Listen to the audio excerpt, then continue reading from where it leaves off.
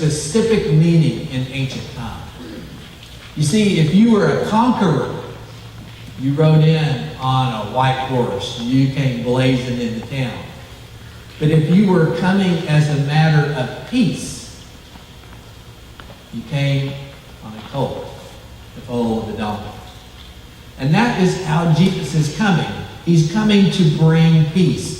And so as they throw these garments on the animal, they begin as spreading their coats on the road. Verse 37, as soon as he was approaching near the descent of the Mount of Olives, the whole crowd of the disciples began to praise God joyfully with a loud voice for all of the miracles which they had seen.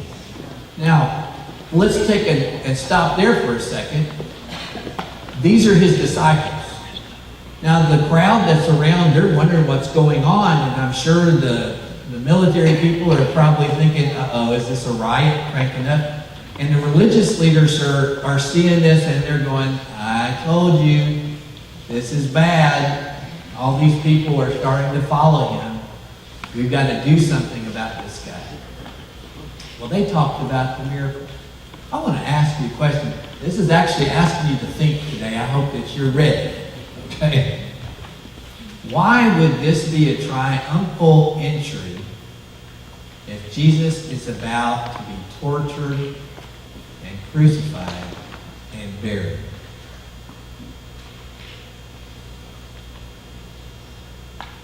See, I know of a particular group of Jehovah's Witnesses that they're going to talk about the fact that Jesus made this important sacrifice, but they have no resurrection because Jesus is not God's Son. And as you think about the sadness of that concept, yes, it would be amazing that he would face death on our behalf to do something for our good. But to take away the importance of the resurrection is to make the whole triumphal entry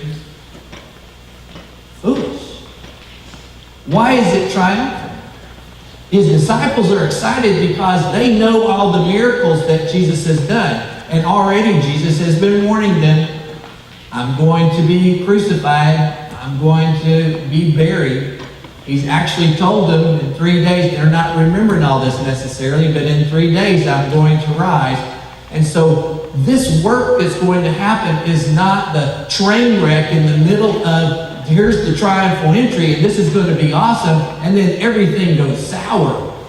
No, from before the foundation of the earth, Jesus is going to be the lamb that will be sacrificed for our salvation. And so, as he comes in as a part of this triumphal entry, the idea is he is going to bring peace. You say, well, it's not very peaceful over there. Well, that's because we always make the mistake of getting the wrong kind of peace in mind. You see, Jesus well knows that he's dealing with a nation that they're going to reject him outright very soon. And he knows that this prophecy that was given to Abraham so long ago that God was going to bring a seed from his people that would be a blessing to the whole earth is about to be fulfilled in Jesus. But in the midst of all of these things, folks, we have to remember that we have a tendency to look at the circumstances that we're dealing with right now. Life is good because things are happening good right now. Life is bad because things are happening bad.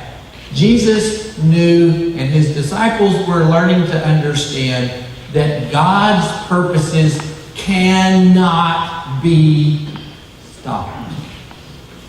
If Jesus was going to make his triumphal entry as Messiah, he was going to be revealed as Messiah. What peace he was going to bring was not peace from slavery that the nation had received when God had brought them out of Egypt by the direction and help of Moses. No, that was physical deliverance. That was physical end of suffering. This work that Jesus was about to do was going to bring an end to spiritual death and suffering. Not that it wouldn't exist, but that people could come to him, and because of his completed work on the cross, they could be saved and set free from the wages of sin and death. So now we have to understand this triumphal entry has more to do with what's happening in the heavenlies, what's going to happen on a spiritual level, than any big parade that says, here's the next guy who's going to be in charge. Well, as you look at the passage and you go on, you'll notice that they're saying, blessed is the King. This is in verse 38. They're shouting it. Blessed is the King who comes in the name of the Lord. What do they say next? Peace in heaven and glory in the highest. Now, these exclamations are from the Psalms. There are things that are appearing here, like in the Zechariah 9, it's the prophecy that talks about Jesus, the Messiah, coming on a colt. All of these prophecies are being fulfilled, right? The religious leaders have enough snap today in this particular passage in verse 39. Some of the Pharisees in the crowd said to him, Teacher, rebuke your disciples. How dare you, as just a man, just a teacher, and one that we have grave doubts about, how dare you let them quote passages about the Messiah? Is he going to stop them? Why? Because he's Messiah. It may not be, we've heard some things over the last few years. This president, is not my president. This governor is not my governor. Well, this Messiah might not have been their Messiah, but he was the Messiah. And as they receive this, Jesus is given this rebuke, or told to give this rebuke. In verse 40 it says, but Jesus answered, I tell you, if these become silent, the stones will cry out.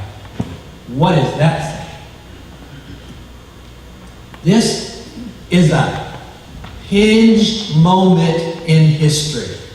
This is the point at which a transition is about to happen, where I, as Messiah and King, am going to establish an invisible kingdom with visible implications that will go throughout history and throughout the church age, and will ultimately result in my visible kingdom and my visible rule and reign on the earth. And so, this is not a strange beginning to a horrible tragedy. This is a spiritual pivot point in history. The Messiah has eventually come to reveal himself. Now, some would say, as they think about the things that they were talking about, miracles and all that sort of thing, what had happened? You think back on the miracles. To be able to take bread and fish, and by breaking it, you can multiply. What? I mean, there's no math class I've ever been in that by breaking things into smaller pieces, you can multiply the total content. He was the Son of God. How many of you have ever walked on the surface of what? But he was the Son of God. How many of you have raised someone from death? Not only maybe a couple of days after death, maybe the day of the death, but 4 days, which is to say, in Hebrew custom, it could never happen that there would be the rejoining of a body and a spirit after 4 days. That's not possible, and yet Lazarus was actually that person. And Jesus called him by name from the grave, and he was raised. And so as you think about all of these miracles that are happening, what are the miracles? What are the ways that God has been at work in your life to draw you to himself? What has been that moment when you responded to the fact that Jesus entered triumphantly into your life? You invited him to come in and to save you, to make you a child of God. And yet, though you may look like the same person, and it may be a thing that you think, I'm still struggling and I still have difficulties. Just like Jesus is going to face some very difficult times in the days ahead. The triumphal entry was the beginning. It was the beginning of the visible reign of Christ on the earth. Did it always look pretty? Does it still look pretty? No, it doesn't. You know why it doesn't? Because we don't have God's perspective. We don't see things the way he does. We don't see what he sees in the spiritual realm and all the lives that are changed and the people that are saved. We don't see the efforts that you're making as you give to Little Cypress Baptist Church, and part of that money goes to the cooperative program, and it goes out to share the gospel around the world. You give to the Annie Armstrong Easter offering. You give to the Lottie Moon Christmas offering. You do all those kinds of things, and it's not an unusual thing for you. I write a check, I put it in an envelope, and yet if you saw what God saw, you would see his kingdom at work, and the fact that you are funding part of the work in his kingdom because you're a child of that kingdom, you're a child of God. Will you ever see Jesus rule and reign on the earth? Absolutely, you will. In the millennial reign of Christ, you will see, you will be here in a resurrection body as a child of God.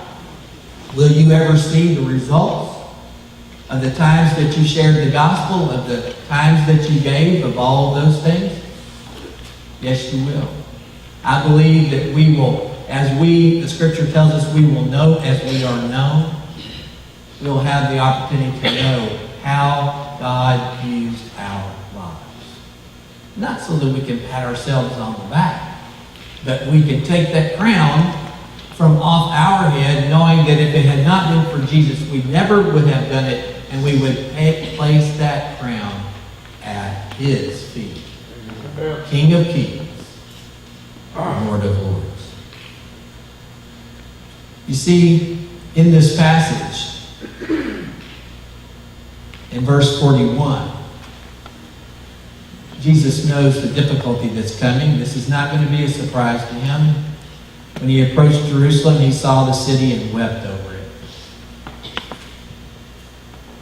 saying, if you had known in this day, even you, the things which make for peace. What did they just yell in verse 38? Blessed is the King who comes in the name of the Lord, peace in heaven and glory in the highest. They were shouting this psalm about peace, and Jesus looks at Jerusalem and says, if you had only known the things that make for peace. But now they have been hidden from your eyes. Well, this is a triumphal entry. Let's say that during his torture that they were hidden from his eyes. Let's say that during his crucifixion they were hidden from his eyes. But the reality is even in the celebration of the Messiah coming to Jerusalem at this pivotal point, they didn't understand what they were seeing. Not only his disciples, who didn't get everything he said, but the religious leaders didn't get it. The public didn't get it. This was a moment in the heavenlies between the Father and the Son to know that prophecy was being fulfilled. At least his disciples were rejoicing with him at what level of understanding that they had. In verse 43, Jesus says, for the days will come upon you when your enemies will throw up a barricade against you and surround you and hem you in on every side. And they will level you to the ground and your children within you. And they will not leave in you one stone upon another, because you did not recognize the time of your visitation. You didn't recognize the time that Daniel prophesied. You didn't recognize that the miracles I did were not to try to get you to like me. It was to try to make you aware of the fact that I am your Messiah. It's this time of visitation, this point in history, that you and only you have lived in this time for this purpose in this day. We have to ask ourselves the question, are we recognizing the day of our visitation? Are we noticing when God is at work in our life? Are we seeing what He's doing? Are we joining Him in that work? Or do we live our lives for trivial purposes and things that have no eternal value? You see, they had the point, the opportunity to recognize Jesus as Messiah and to have supported Him. And yet what they saw was, tell your disciples to not say those things, because the things that they're saying are not true of you. And they were so wrong. You and I can stop saying these kinds of things like, blessed is the King who comes in the name of the Lord, and giving glory to Jesus, because we're afraid of what other people are going to say, that they're going to rebuke us for talking about these things and excluding other religions and beliefs and philosophies and ideas and being haters. And the fact of the matter is, folks, we have to say it, because if you and I don't say the awesome glory, the grace, the love, the power, the mercy of Jesus, we're going to leave the rocks to say it. Because somebody's going to say it. It has to be told. It has to be known. Notice, as Jesus describes the destruction of Jerusalem that would come, be completed in 70 AD. Even this statement of His weeping